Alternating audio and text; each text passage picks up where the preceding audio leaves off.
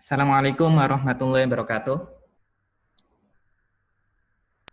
Waalaikumsalam warahmatullahi wabarakatuh. Oke, untuk hari ini kita akan belajar mengenai VLAN ya. Tadi sudah dibaca-baca mengenai VLAN.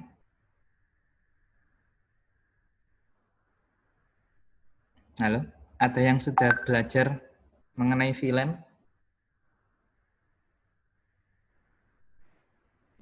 Belum ada? Sudah baca Pak, tapi belum sampai selesai. Oke. Kalau kemarin yang IP versi 6 sudah lumayan paham? Atau belum?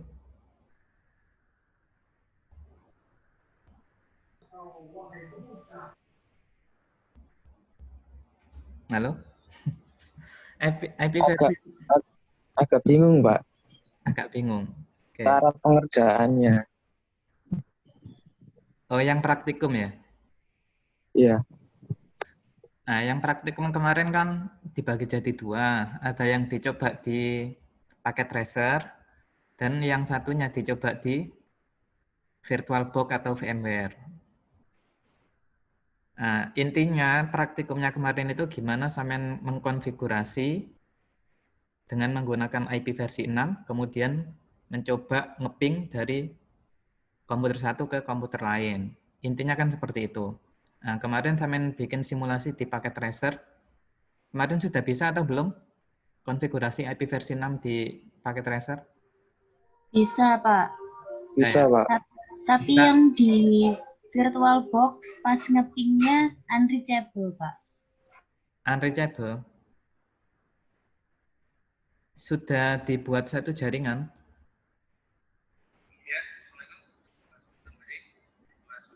Sudah Pak, sesuai yang di modulnya. Tapi pas di ping unreachable.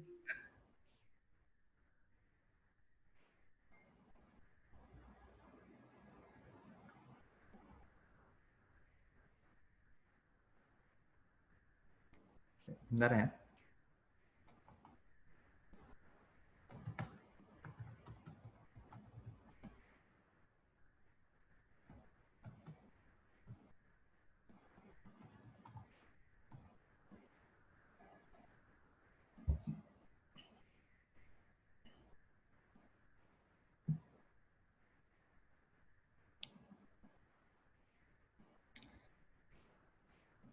Oke, saya lanjutkan lagi. Kemarin yang gagal di yang VirtualBox ya. Host unreachable ya.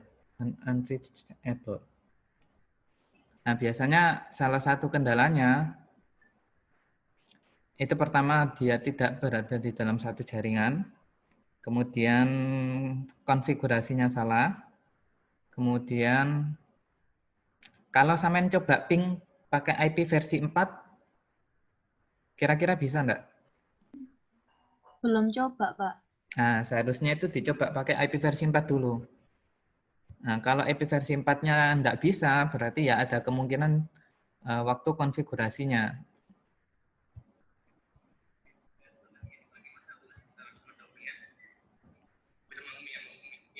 Oh, IP versi 4 itu yang 10 berapa atau 192 berapa itu ya Pak?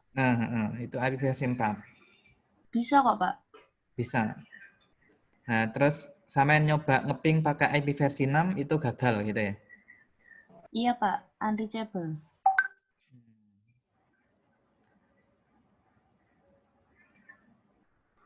Ya, kemungkinan tidak berada di dalam satu jaringan. Kalau di ini, di apa namanya, yang di Cisco bisa ngeping.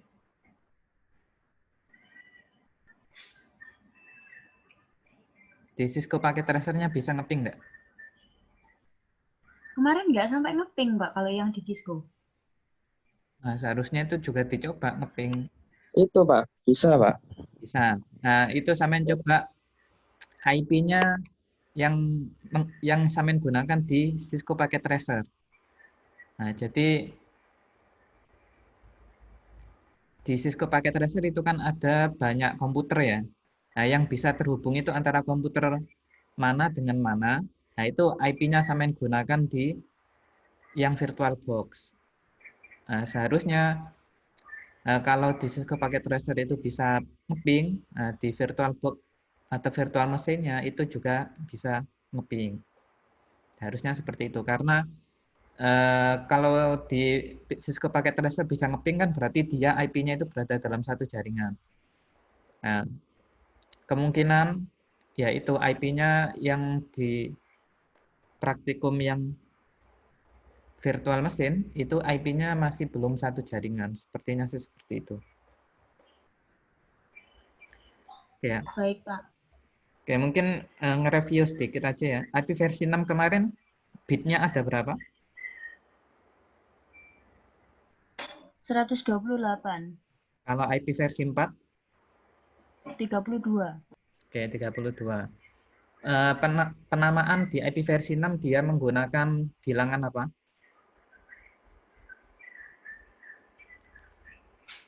Hexaoktet.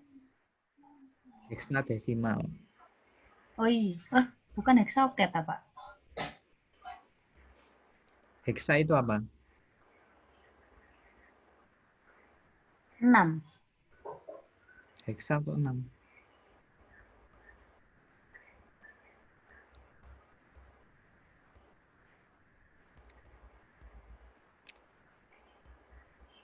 Oke, jadi kemarin sudah paham ya, cara penulisannya sedikit berbeda antara IP versi 6 dengan IP versi 4. Nah, jadi kalau di IP versi 6, dia akan menggunakan, ditulisnya menggunakan hexadesimal.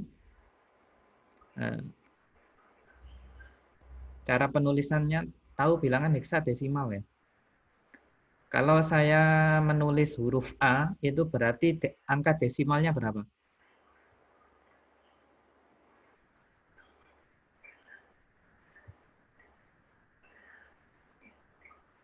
Oke, saya buka.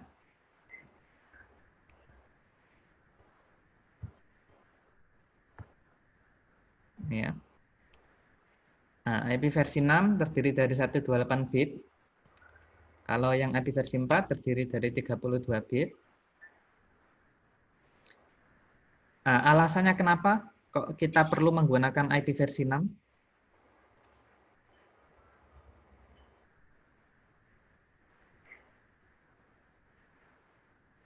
Jumlah jaringannya lebih banyak. Jumlah jaringannya lebih banyak. Kalau yang di IP versi 4, kenapa kok perlu kita pakai IP versi 6?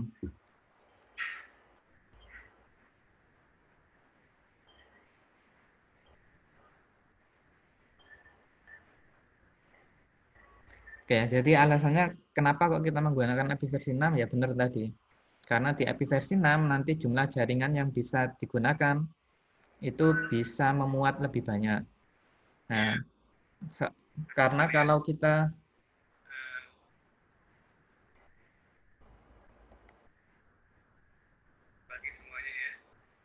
karena kalau kita menggunakan IP versi 4, dia hanya terdiri dari 32 bit, dan ketika IP versi 4 itu digunakan di seluruh dunia, nah pasti otomatis ada yang kekurangan ya, ada yang kekurangan. Nah, jadi makanya ketika kita menggunakan IP versi 4 gitu ya, IP versi 4, setiap instansi gitu ya, setiap instansi atau negara itu pasti dibatasi untuk mendapatkan alamat IP publik. Jadi yang bisa connect ke internet itu adalah alamat IP publiknya. Ya, alamat IP publiknya, kemudian nanti alamat IP publik ini nanti digunakan sebagai gateway-nya gitu ya. Nah, di bawahnya nanti ada banyak IP private. Ya, ada banyak IP private, ada banyak subnet. Nah, itu nanti yang digunakan secara bersama-sama. Maksudnya itu digunakan apa namanya? Dibagi lebih banyak gitu ya. Satu IP publik itu nanti bisa digunakan oleh banyak sekali IP private. Nah, jadi IP private untuk bisa terhubung ke internet, dia harus terhubung dulu ke IP public. Nah, setiap instansi, nah itu biasanya dia dibatasi ya, dia dibatasi untuk mendapatkan alamat IP public. Nah, alamat IP public ini bisa didapatkan dari mana? Nah, bisa kita dapatkan ya salah satunya melalui dari ISP gitu ya, melalui dari ISP. Nah, ISP itu pun juga dibatasi. Jadi setiap negara itu nanti akan dibatasi penggunaan alamat IP publiknya. Nah, kenapa? Ya karena untuk alamat IP publiknya dia masih menggunakan IP versi 4. Nah, IP versi 4 ini karena keterbatasan gitu ya. Keterbatasan jumlah host yang bisa dibikin. Nah, makanya dikenalkan konsep baru yang namanya IP versi 6. Nah, di IP versi 6 ini terdiri dari 128 bit. Nah, sehingga jika kita total gitu ya, alamat yang mungkin bisa kita gunakan yaitu 2 pangkat 128. Yaitu sama dengan 3,4 kali 10 pangkat 38 alamat. Nah, jadi banyak sekali nih ya. Nolnya sampai 38. Nah, itu bilangan berapa itu? Nah, jadi makanya dengan mengenalkan IP versi 6 ini, nanti tidak ditakutkan lagi akan kehabisan alamat IP gitu ya. Jadi IP versi 6 ini bisa digunakan di seluruh dunia.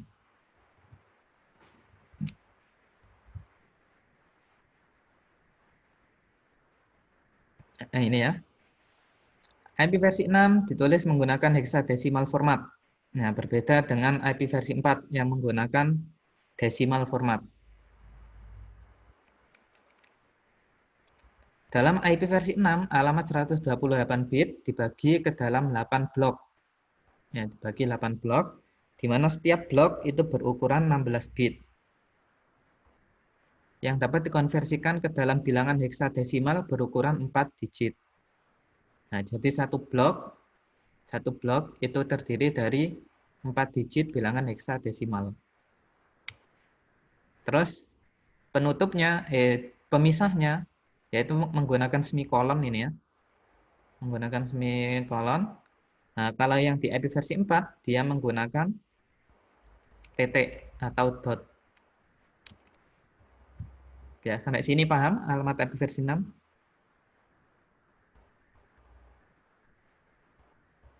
Halo? Paham, Pak. Ya.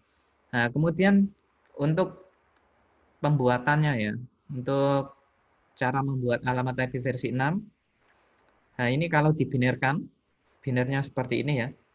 Satu blok ini terdiri dari 16 bit. 16 bit dikali 8 sama dengan 128.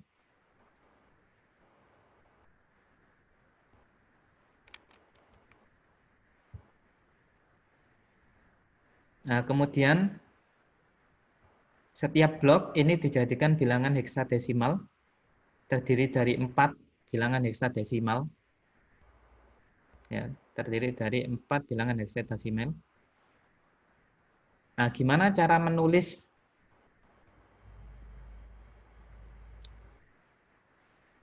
IP versi 6 ini menjadi biner gitu ya.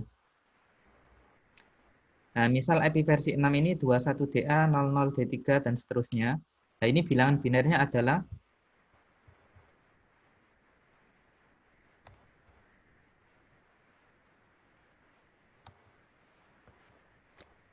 Nah, bilangan binernya adalah ini ya. 00010. Nah, jadi kalau sampean menulis alamat IP versi 6, kalau diketahui apa namanya? Kalau diketahui binernya seperti ini, maka cara merubah ke alamat IP versi 6 yaitu sampean bagi menjadi 4 ini ya, 4 digit, 4 digit, 4 digit, 4 digit, 4 digit. Nah, jadi dibagi menjadi 4 bagian. Dalam satu blok ini dibagi menjadi 4 bagian. Nah, kemudian 4 digit biner ini nanti kita ubah menjadi bilangan heksadesimal. Misal 0010. 0010 ini desimalnya berapa nilainya? 2. 2. Nah, kalau 2 berarti heksadesimalnya nilainya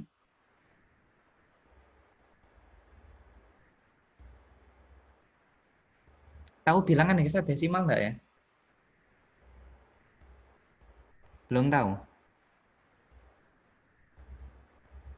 Halo? Tahu atau enggak?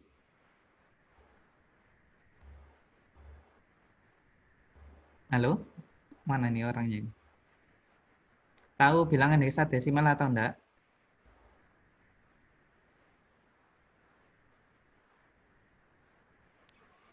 Belum tahu, Pak.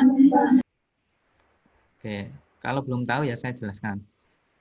Oke, bilangan heksadesimal itu adalah bilangan yang terdiri dari 16 oktet. Gimana sih bilangan heksadesimal? Bilangan heksadesimal itu mulai dari 0, 1, 2, 3, 4, 5, 6, 7, 8, 9. Habis 9 itu bukan 10. Habis 9 itu A, B, C, D, E, F. Sampai 16 ya. 0, 1, 2, 3, 4, 5, 6, 7, 8, 9. A, B, C, D, E, F. Nah, jadi terdiri dari 16 bit.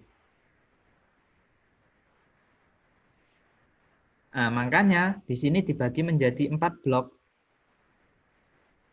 4 digit gitu ya. 4 digit, 4 digit, 4 digit. Dalam satu blok ini dibagi menjadi 4 bagian. Satu bagian terdiri dari 4 digit biner. Nah, kenapa kok dibagi menjadi 4 digit biner? Soalnya kalau misal 4 digit ini kita jadikan satu semua gitu ya. 1, 1, 1, 1. Berarti nilainya adalah berapa? 1 tambah 2, 3. 3 tambah berapa? 4, 7, 7 tambah 8, 15. Ya. Nah, jadi 15 ini nanti bisa diubah menjadi bilangan heksadesimal. Nah, jadi kalau misal di sini binernya desimalnya 2, maka heksadesimalnya ya tetap 2. Kalau misal 4 digit setelahnya 00001, berarti nilai heksadesimalnya 1. Terus 1101, berapa ini nilainya? 1101. 1 ditambah 4, 5. 5 tambah 8, 13 ya. 13. Nah, 13 berarti nilainya berapa? D. 0, A, B, C, D. Ya, D.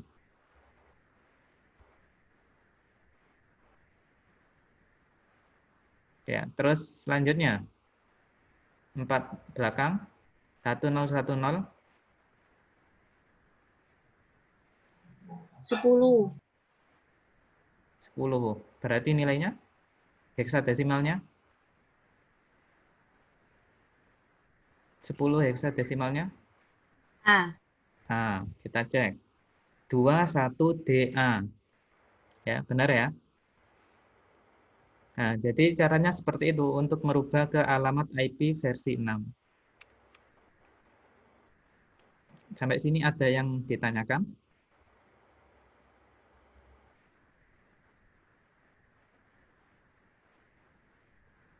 Ada yang ditanyakan?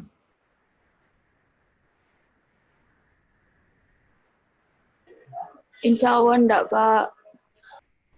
Oke, enggak ada ya. Nah, kemudian di sini setiap blok berukuran 16 bit harus dikonversikan ke dalam bilangan heksadesimal dan setiap bilangan heksadesimal dipisahkan dengan menggunakan tanda titik 2. Ya. Nah, jadi pemisahnya tanda titik 2, bukan tanda titik. Nah, kemudian peraturan yang selanjutnya, kalau menulis di IP versi 6. Nah, di IP versi 6 itu bisa disederhanakan. Kalau misal ada angka 0. Ya, kalau misal ada angka 0, itu bisa disederhanakan, tinggal sampean mau tulis atau enggak. Nah, jadi angka 0 itu bisa tidak perlu sampean tulis. Jadi misal ini 21DA Ini awalnya ya. 21DA 00D3 000000 02A. Nah, yang 0 ini bisa sampean hilangkan. Alamat di atas juga dapat disederhanakan lagi dengan membuang angka 0 pada awal setiap blok yang berukuran 16 bit di atas, dengan menyisakan satu digit terakhir dengan membuang angka 0. Alamat di atas disederhanakan menjadi seperti ini. D3 0. Nah, kenapa ini kok ditulis 0? Karena yang lainnya nilainya 0. Ini ya. Nah, jadi kalau nilainya semuanya 0, bisa sampean tulis 0.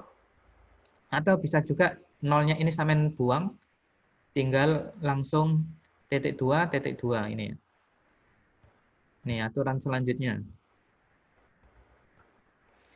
Untuk menghindari kebingungan, penyederhanaan alamat IPv6 dengan cara ini sebaiknya hanya digunakan sekali saja di dalam satu alamat.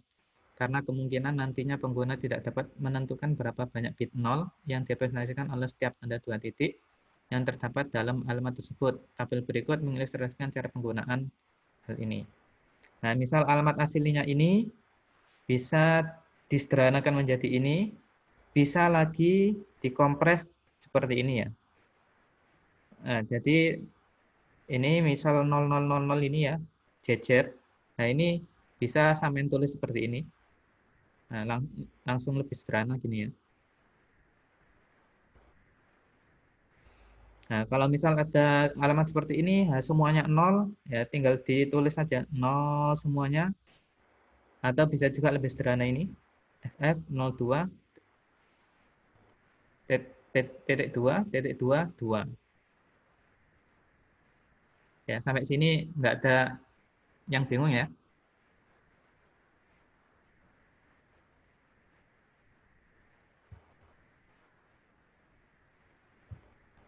Ya, jadi itu untuk review saja mengenai IPv6. Selanjutnya saya jelaskan ke VLAN. Nah, jadi materi hari ini adalah VLAN. Nah, VLAN ini apa? Nah, VLAN ini adalah model jaringan, ya, model jaringan yang tidak terbatas pada lokasi fisik seperti LAN. Ya. Jadi VLAN atau kepanjangannya virtual LAN. Nah, ini adalah sebenarnya model dari jaringan gitu ya. Model dari jaringan, sampean kan sudah mengenal apa namanya, WLAN gitu ya. Terus LAN, MAN, WAN. Nah, itu semua adalah model jaringan. Nah, kalau VLAN ini dia model jaringan yang bukan fisik gitu ya. Jadi dia model jaringan yang dibuat secara virtual. Ya. Model jaringan yang dibuat secara virtual. Hal ini mengakibatkan suatu network dapat dikonfigurasi secara virtual tanpa harus menuruti lokasi fisik.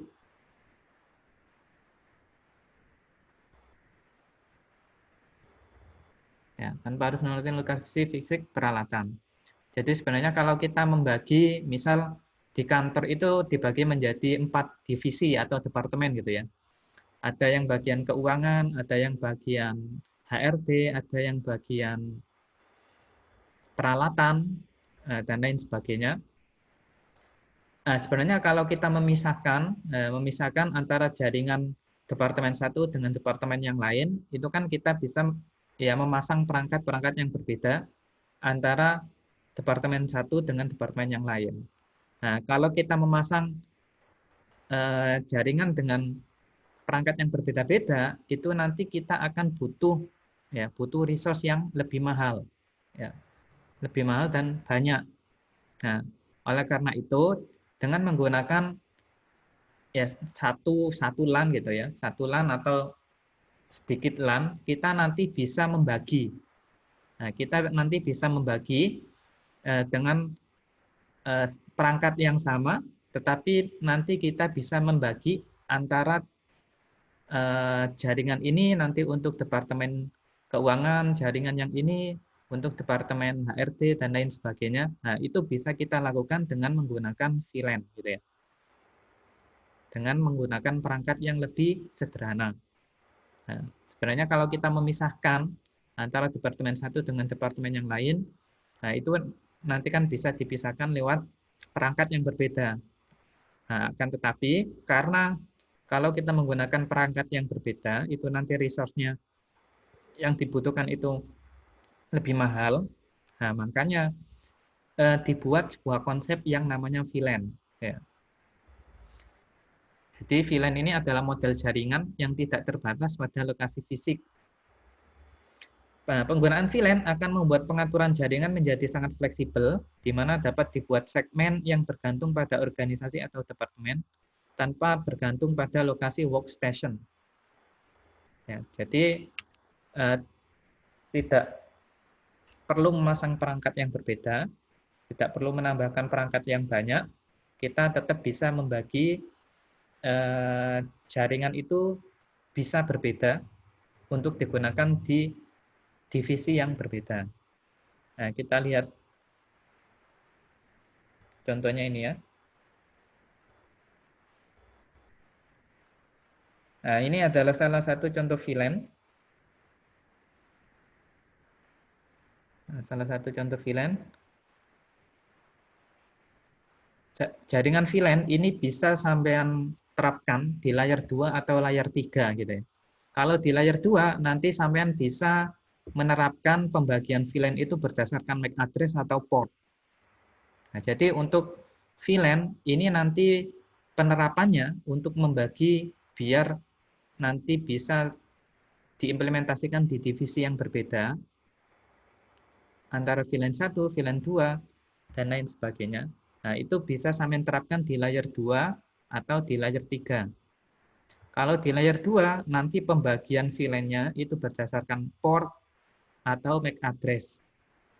Nah, kalau di layar 3, nanti bisa sampean terapkan pembagian VLAN-nya itu berdasarkan subnet. Ya, berdasarkan subnet. Subnet IP-nya. Ya, jadi ini contoh pembagian VLAN.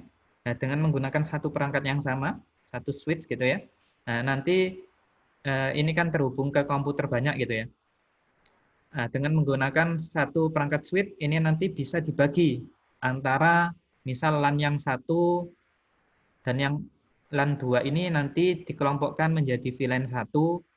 VLAN 1 ini untuk Departemen Keuangan misal ya. Kemudian yang komputer 3 dan komputer 4, nah ini nanti dikelompokkan atau dikonfigurasi menggunakan VLAN 2. Jadi nanti jaringannya ini digunakan untuk yang Departemen HRD, misal seperti itu ya. Nah, jadi dengan menggunakan VLAN,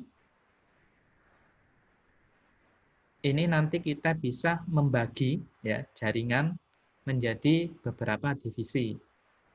Hanya dengan menggunakan satu perangkat yang sama gitu ya.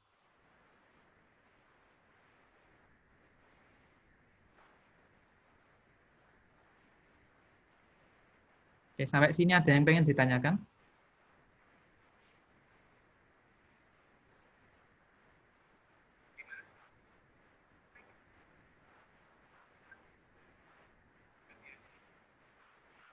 Oke, ada yang pengen ditanyakan?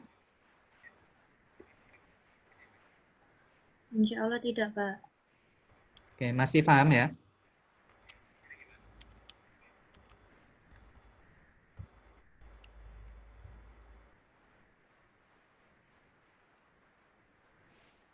Oke, ini contoh lagi penerapan VLAN ya. Nah, misal di kantor itu terdiri dari 3 lantai gitu ya. Terdiri dari 3 lantai.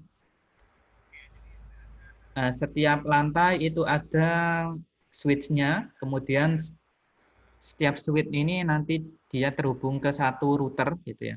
Ke satu router. Nah, kemudian nanti diterapkan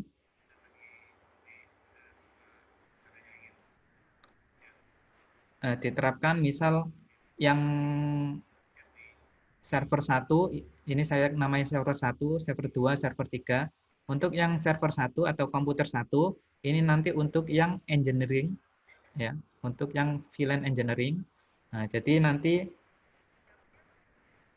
server 1, di lantai 3, komputer 1 di lantai 2, komputer 1 di lantai 3. Ini nanti untuk yang divisi engineering. Ya. Nah, misal pembagiannya seperti itu. Kemudian yang server 2 di lantai 3, komputer 2 di lantai 2, komputer 2 di lantai 1, ini nanti untuk yang divisi marketing. Nah, dan yang tersisa itu untuk divisi accounting. Nah, ini nanti bisa dikonfigurasi VLAN-nya sendiri-sendiri gitu ya. Nah, untuk konfigurasi VLAN, ini nanti bisa dilakukan di sini, di switch-nya. Nah, di switch-nya, ini nanti dikonfigurasi VLAN-nya. Nah, cara kerja VLAN. VLAN diklasifikasikan berdasarkan metode yang digunakan untuk mengklasifikasikannya. Nah, bisa menggunakan port, MAC address, bisa juga menggunakan mana lagi? Enggak ada. Subnet IP, atau bisa menggunakan protokol, gitu ya. Bisa menggunakan protokol. Nah, ini ya, tipe-tipe VLAN dibedakan menjadi 4 berdasarkan port. Nah, berdasarkan port berarti untuk keanggotaan VLAN-nya itu nanti didasarkan pada pembagian portnya. Misal untuk port 1 itu nanti untuk VLAN 1, port 2 untuk VLAN 2, dan lain sebagainya. Nah, port ini apa sih port ya? Nah, port ini misal ini ya, untuk switch ini kan terdiri dari, misal switch ini terdiri dari 3 port. 3 port ini 3 apa namanya? Kita anggap colokan gitu ya. Kita anggap colokan. Nah, terdiri dari 3 port. Nah, untuk yang port 1 itu nanti untuk VLAN engineering. Kemudian untuk yang port 2 untuk VLAN marketing, untuk port 3 VLAN accounting. Nah, pembagian seperti ini berarti dia menggunakan pembagian VLAN berdasarkan port. Nah, tipe VLAN berdasarkan port. Nah, kemudian ada lagi berdasarkan MAC address. Nah, berarti dia dibagi berdasarkan alamat fisik, ya, alamat fisik dari komputernya. Keanggotaan suatu VLAN didasarkan pada MAC address dari setiap workstation atau komputer yang dimiliki oleh user. Switch mendeteksi atau mencatat semua MAC address yang dimiliki oleh setiap virtual LAN. Ya, jadi nanti MAC address-nya yang dicatat. Untuk VLAN 1 itu MAC address ini gitu ya. Untuk VLAN 2 itu MAC address-nya ini.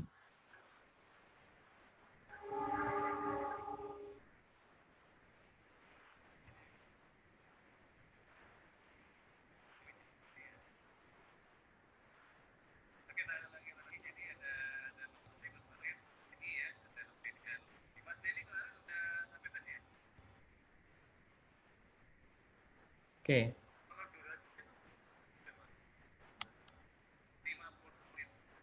Ya, berdasarkan MAC address, selanjutnya berdasarkan tipe protokol. Nah, berdasarkan tipe protokol, ini ya keanggotaannya nanti dibedakan sesuai dengan protokolnya.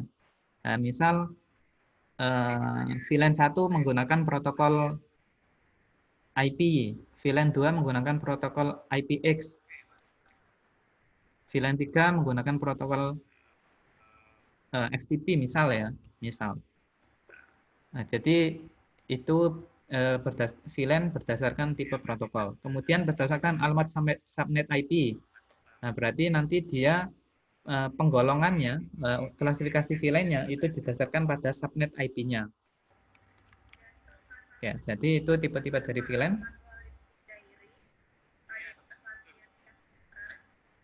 Kemudian perbedaan LAN dan VLAN.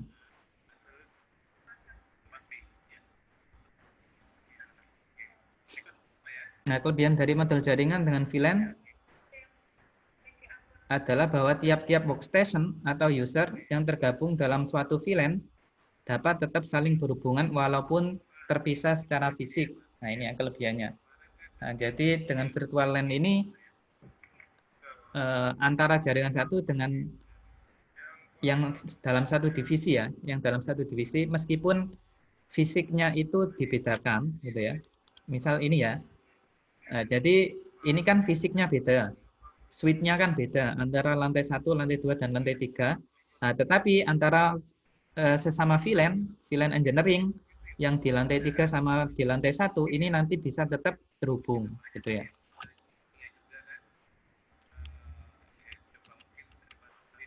Itu kelebihan dari model jaringan dengan VLAN dibandingkan LAN.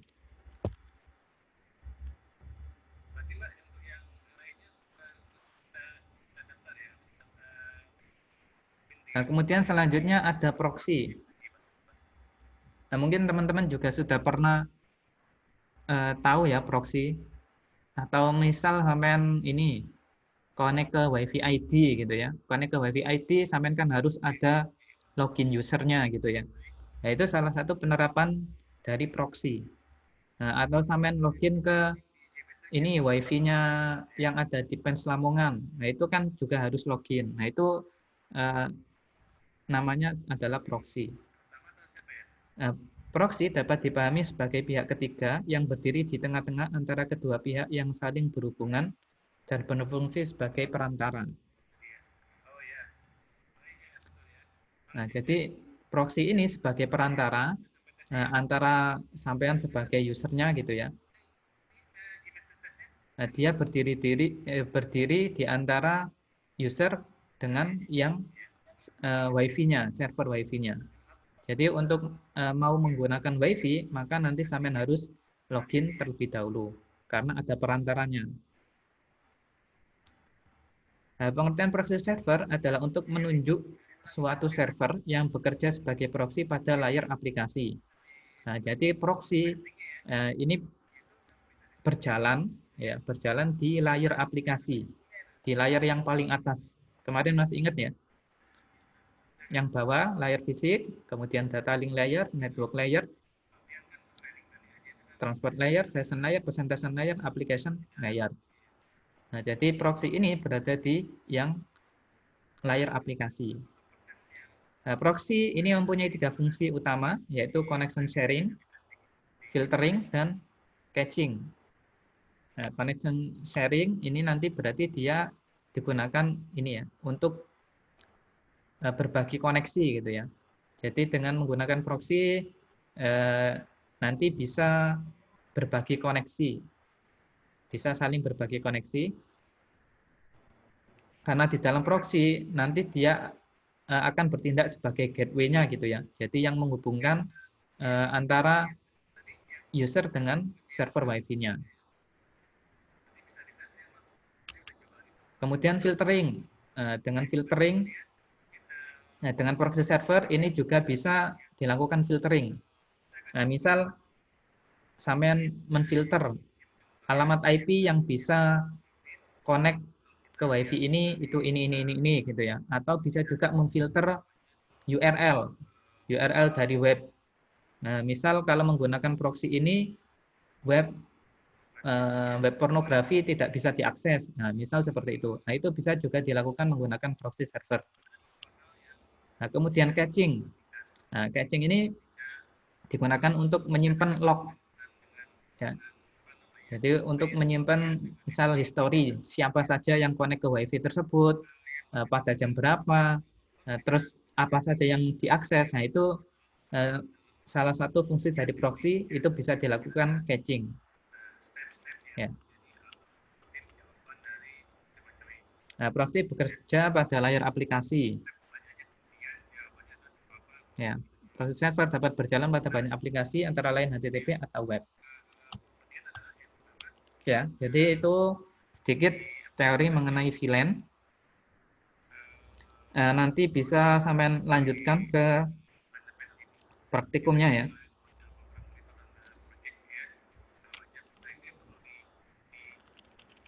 Jadi nanti praktiknya sampai bisa lihat di Classroom modulnya. Nah, gambarannya seperti ini. Jadi terdiri dari 3 switch. Misal yang pertama switch di lantai 1, switch di lantai 2, dan switch di lantai 3. kemudian ada satu router. Ya, kemudian ada satu router. Nah, nanti tugasnya sampean ini membuat konfigurasi gitu ya. Membuat konfigurasi. 3 komputer ini nanti dibagi menjadi VLAN 1, VLAN 2, dan VLAN 3. Di lantai 2 juga sama. Nah, kemudian nanti coba melakukan ping antar sesama VLAN atau beda VLAN gitu ya. Nah, di sini konfigurasinya cukup lengkap, tinggal diikutin saja. Kemudian dianalisa ya, hasil percobaannya seperti apa. Oke, sampai sini ada yang pengen ditanyakan?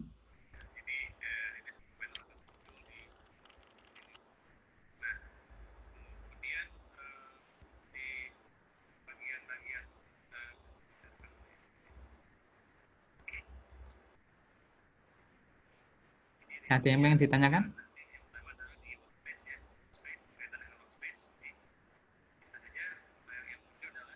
Nggak ada?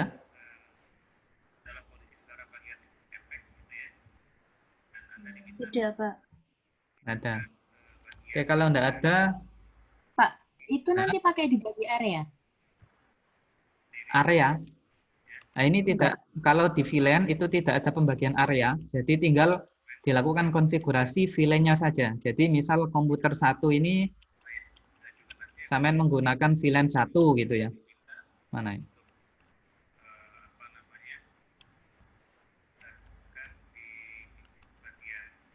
Tidak usah dibagi menjadi area. Di konfigurasinya ya, beda dengan OSPF. Kalau OSPF kemarin kan dikasih area 0, area 1, area 2. Nah, kalau di VLAN ini tidak usah dibagi area. Nah, jadi nanti semua konfigurasinya dilakukan di switch, masing-masing switch, sama ada yang di router. Nah, di router ini tetap nanti juga dilakukan konfigurasi. Nah, kalau untuk konfigurasi VLAN-nya itu dilakukan di switch. Nah, dilakukan di switch.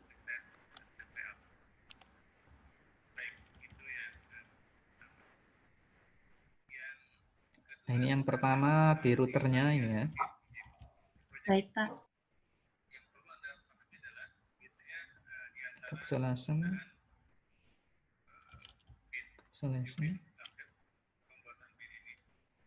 DHCP.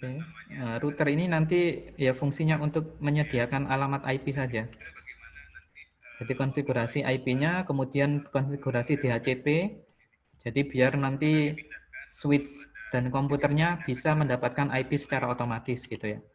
Nah, kemudian baru konfigurasi VLAN-nya di sini di masing-masing switch. Nah, ini cara konfigurasinya VLAN 10, VLAN 20, VLAN 30. Nah, jadi ini menginisialisasi dulu mau buat VLAN berapa gitu ya. Nah, di sini saya buat VLAN 10, VLAN 20, VLAN 30. Kemudian saya kasih nama VLAN 10 namanya HRD, VLAN 20 namanya Finance, VLAN 30 namanya Marketing.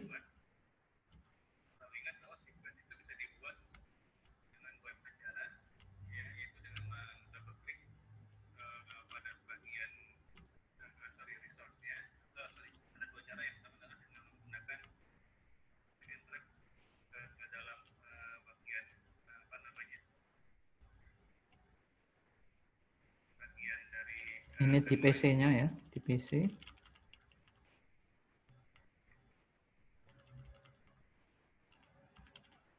Nah, pakai DHCP di PC-nya, kalian pakai DHCP untuk mendapatkan IP secara otomatis. Nah, nanti dilakukan ping. Nanti sih. Simple ini VLAN-nya. Ada yang pengen ditanyakan?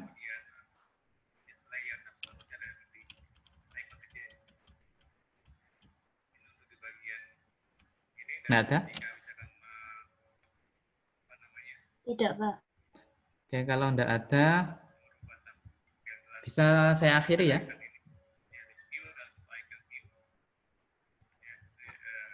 Oke, kalau nggak ada, bisa saya akhiri. Kurang lebihnya saya mohon maaf. Wassalamualaikum warahmatullahi wabarakatuh.